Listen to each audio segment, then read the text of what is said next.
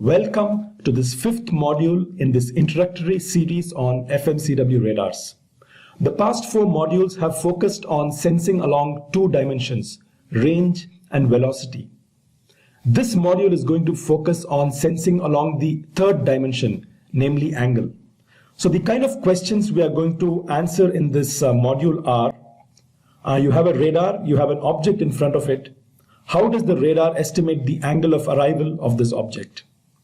What if there are multiple objects at different angles, but possibly at the same range and same relative velocity? What determines the maximum angular field of view of the radar? What does the angular resolution of the radar depend on? Recall from our earlier modules that the phase of the IF signal is very sensitive to small changes in the distance of the object. Specifically, a small change delta d in the distance of the object results in a phase change omega given by 4 pi delta d by lambda. Angle estimation exploits a similar concept. Angle estimation requires at least two RX antennas. What is exploited here is the differential distance of the object to each of these antennas. So the transmit antenna transmits a signal, that is a chirp. It is reflected off the object, and you can imagine one ray going from the object to the first RX antenna and another ray going from the object to the second RX antenna. And in this example, the ray to the second RX antenna has to travel a little longer, an additional distance of delta d to get there. This additional distance results in an additional phase of omega equal to 2 pi delta d by lambda. So this is the phase difference between the signal at this antenna and the signal at this antenna. So you can see here that these two expressions are very similar, and actually they are almost the same except for a factor of 2. So something for you to think about. Why are these two expressions off by a factor of So this figure here explains the dependence of this additional distance on the angle of arrival.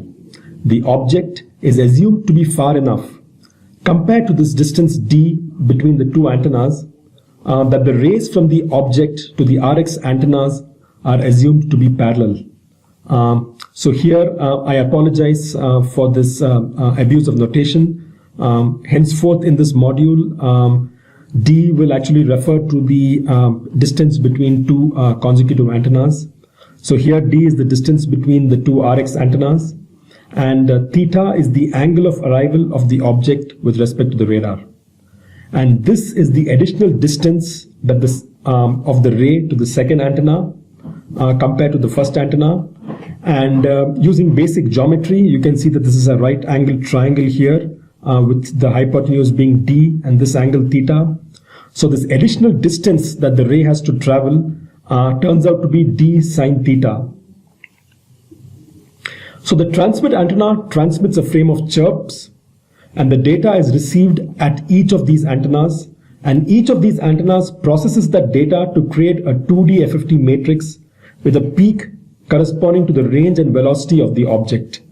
So here you have the 2D FFT peak corresponding to this receiver, and another 2D FFT matrix corresponding to this receiver.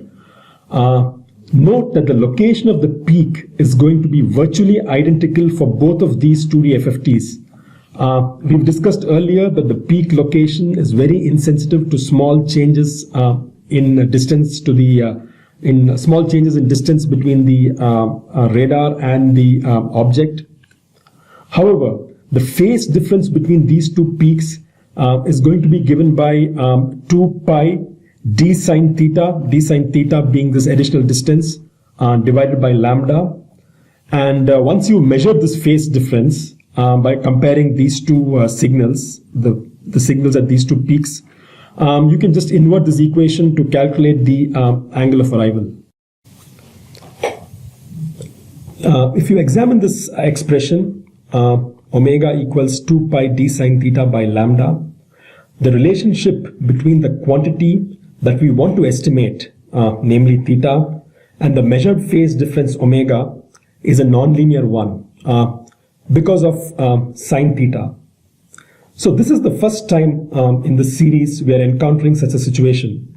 So if you will recall, the expression for velocity estimation from the second module is given by omega equals 4 pi v tc by lambda, and you can see that the estimated phase difference depends linearly on the velocity.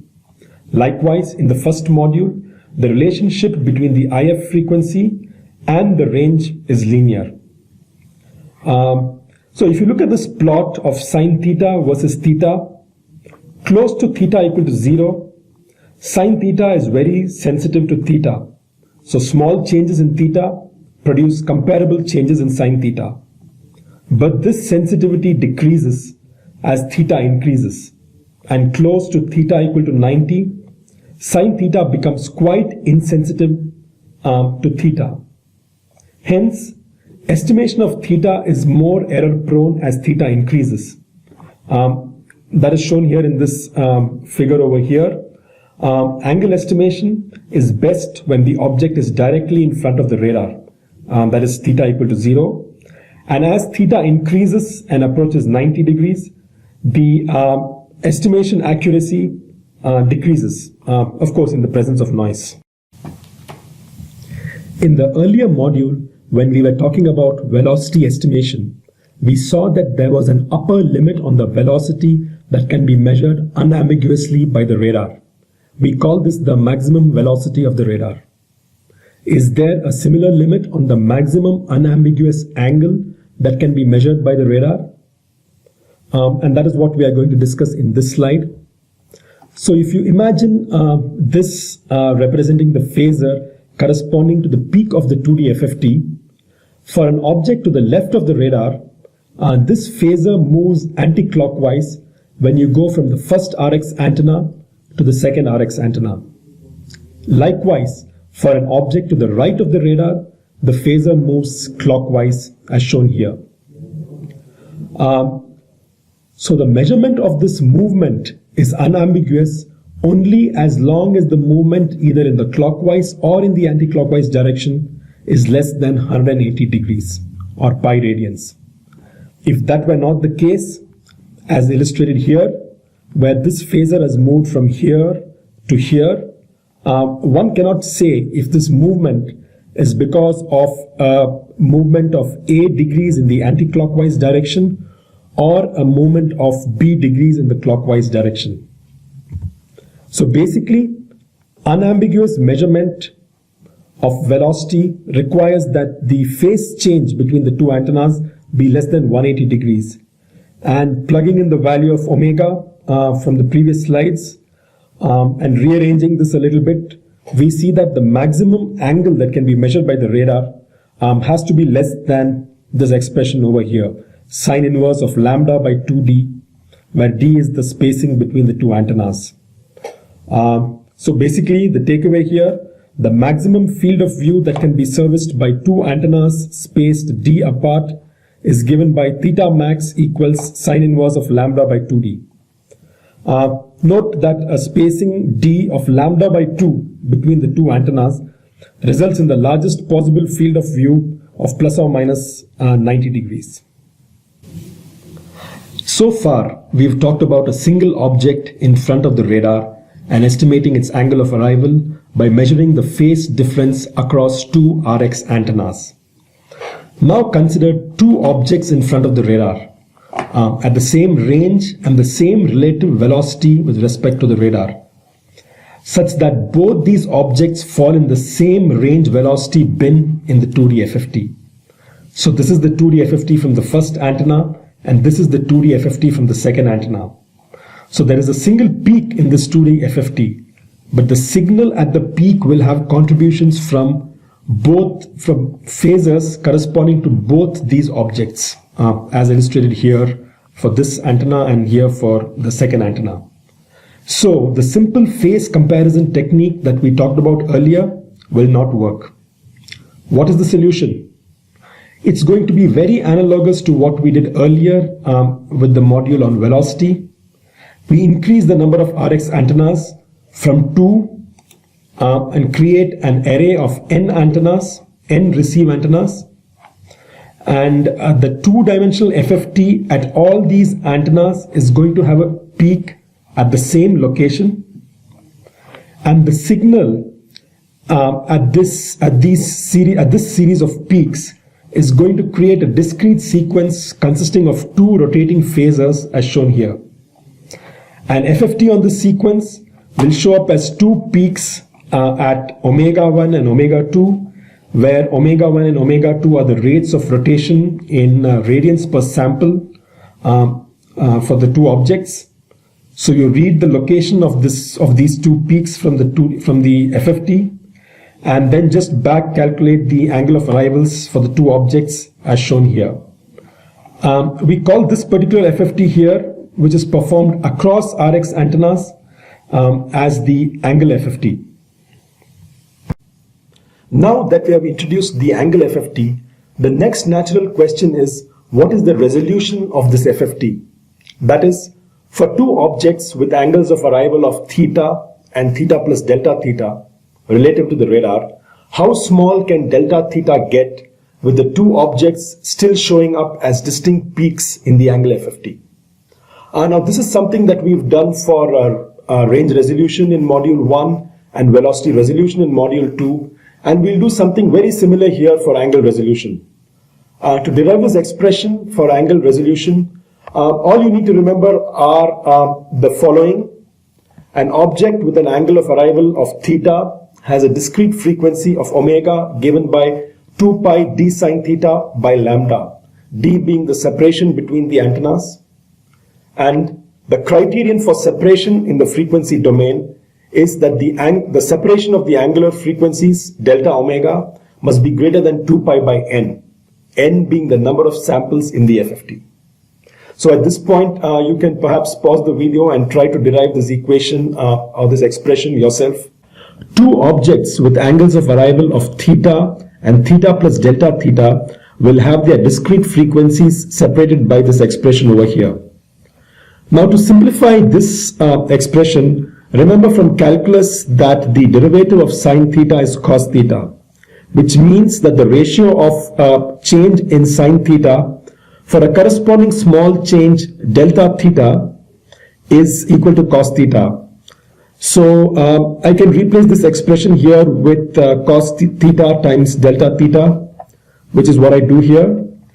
Also recall from the properties of discrete Fourier transforms that we discussed in module 2, that for 2 peaks to be separated in the frequency domain, the separation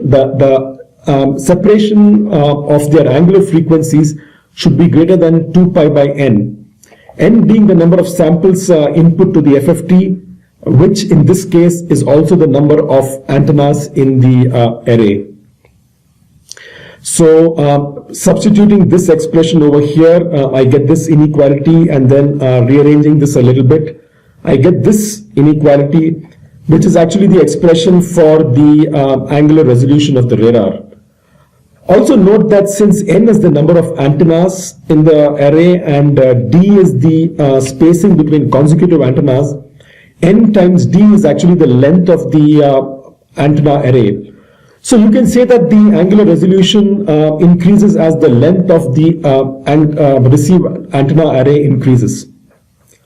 Now resolution is often quoted assuming that the inter-antenna spacing is lambda by 2 and that theta is 0, and substituting that in this expression you get this expression for the angular resolution, which is actually independent of theta and the inter-antenna spacing. One thing to remember is that this expression here is actually in units of radians. So you would need to multiply this by 180 divided by pi to convert it to degrees. If you look at this expression, one interesting thing is that the angular resolution depends on theta. This is something that we did not see in the context of range or velocity. So both the range and velocity resolution were independent of actual values of range and velocity. The reason for this is again the nonlinear nature of sine theta. So for two objects separated by delta theta, their angular frequencies in the angle FFT are actually further apart at theta equal to 0 and come closer to each other as theta increases, even though the separation delta theta is the same in both cases. As you might have probably figured out by now, angle estimation and velocity estimation in FMCW radar depend on very similar concepts. Actually, the mathematical underpinnings are almost identical. So I thought it would be useful to have a slide comparing the two. Angle estimation exploits the phase change across chirps which are separated in space. Velocity estimation also exploits phase change, but it's across chirps which are separated in time. Angle resolution depends on the antenna array length. Note that ND actually is the length of the total length of the antenna array. So angle resolution is inversely proportional to the length of the antenna array. Velocity estimation is inversely proportional to the length of the frame. The maximum angle that can be unambiguously measured depends on the distance d between two consecutive antennas. Smaller this distance, larger the theta max. Maximum velocity that can be unambiguously measured depends on the time tc between consecutive chirps. Again, smaller the tc, larger the Vmax. This slide summarizes the angle estimation process and places it in context within the FMCW radar system. So you have a synthesizer, synth, LO, also known as the LO or local oscillator, which generates a chirp. The chirp is transmitted by the transmit antenna. It is reflected off objects in front of the radar, and the reflected signal is received at each of these receive antennas. The synth signal is routed to each of these RX antennas, and the received signal is mixed with the LO signal to create an IF signal. The IF signal is low pass filtered and sampled by an ADC. This ADC data is processed across an entire frame to create a 2D FFT grid. One such 2D FFT grid for each of these RX antennas. Peaks in this 2D FFT grid correspond to the range and velocity of objects. An FFT across the corresponding peaks in this series of RX antennas is called an angle FFT, and peaks in this angle FFT directly correspond to the angle of arrival of objects. I'd like to close this module with a quick question.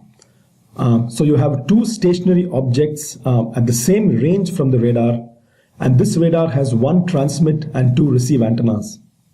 Is it possible to estimate the angle of arrival of both these objects using this radar? Something for you to think about. Anyway, this brings us to the end of this module. I hope that modules 1 through 5 have given you a reasonable understanding of millimeter wave sensing using FMCW radars, and hopefully you've enjoyed it too. We do hope to add more modules in future to build on what you've seen so far. So till then, goodbye.